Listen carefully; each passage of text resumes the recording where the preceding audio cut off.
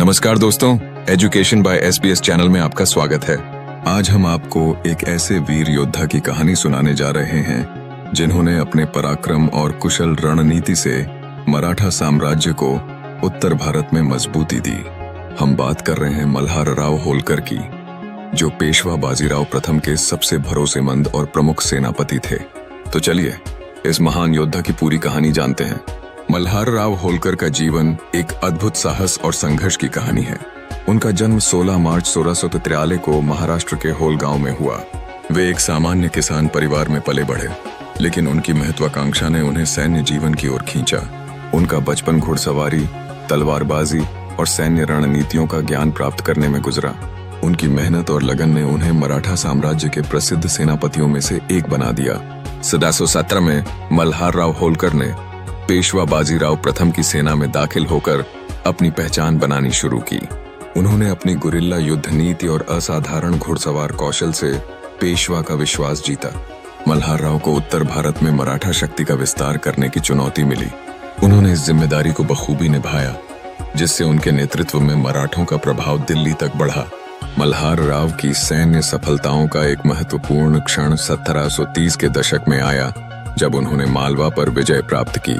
यहाँ पर किए गए अभियानों ने न केवल मराठा साम्राज्य की ताकत में इजाफा किया, बल्कि क्षेत्र में उनकी उपस्थिति को भी मजबूती दी। उन्होंने मोहम्मद बंगश और बंगाल के नवाब के खिलाफ कई युद्ध लड़े, जहां उनकी रणनीति और साहस ने उन्हें विजय दिलाई। इंदौर में मल्हार राव द्वारा किए गए विकास कार्यों ने उन्हें एक कुशल प्रशासक के रूप में स्थापित किया।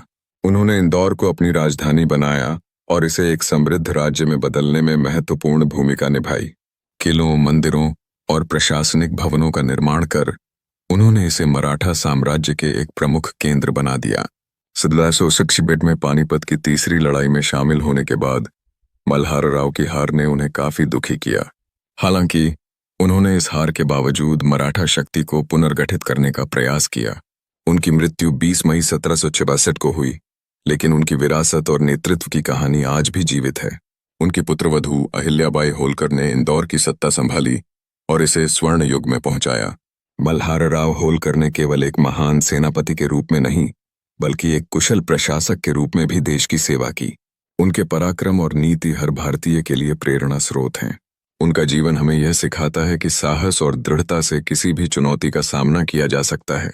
हाँ, मल्हार राव होलकर ने उत्तर भारत में कई महत्वपूर्ण सैन्य अभियान चलाए, जिनसे मराठों का प्रभाव बढ़ा और वे उत्तर भारत की राजनीति में प्रमुख शक्ति बन गए। आइए उनके प्रमुख अभियानों पर एक नजर डालते हैं। मालवा पर अधिकार। 1730 के दशक। मल्हार राव होलकर को मालवा क्षेत्र की जिम्मेदारी सौंपी गई। उन्होंने 1730 के दशक में इस क्षेत्र को मुगलों से छीनकर मराठा शासन के अधीन कर दिया। इसके बाद इंदौर को अपनी राजधानी बनाया और इसे मराठा शक्ति का एक बड़ा केंद्र बना दिया। बंगश के खिलाफ युद्ध 1740 से 1748। 1740 में नवाब मोहम्मद बंगश ने बुंदेलखंड पर हमला किया। बुंदेलखंड के राजाओं ने मराठों से मदद मांगी। मल्हार राव होलकर ने अपने तेज घुड़सवारों के साथ हमला किया और मोहम्मद बंगश को हराया।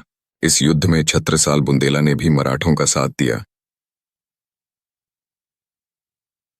दिल्ली पर मराठों का नियंत्रण।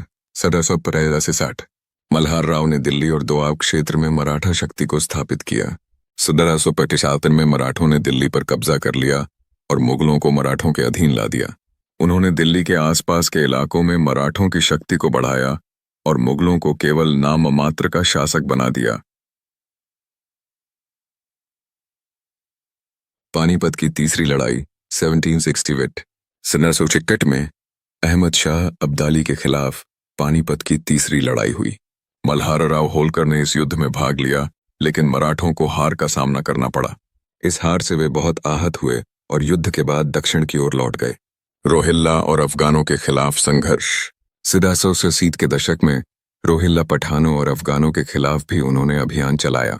इन अभियानों से मराठों ने गंगा यमुना दोआब क्षेत्र में अपनी पकड़ मजबूत कर ली। मल्हार राव होलकर ने अपने जीवन काल में उत्तर भारत में मराठों की शक्ति को बढ़ाने में अहम भूमिका निभाई। उनकी रणनीति, युद्ध कौशल और वीरता आज भी इतिहास में सुनहरे अक्षरों में दर्ज है। अगर आपको यह जानकारी पसंद आई तो वीडियो में इसे जरूर शामिल करें और दर्शकों से चैनल को सब्सक्राइब करने के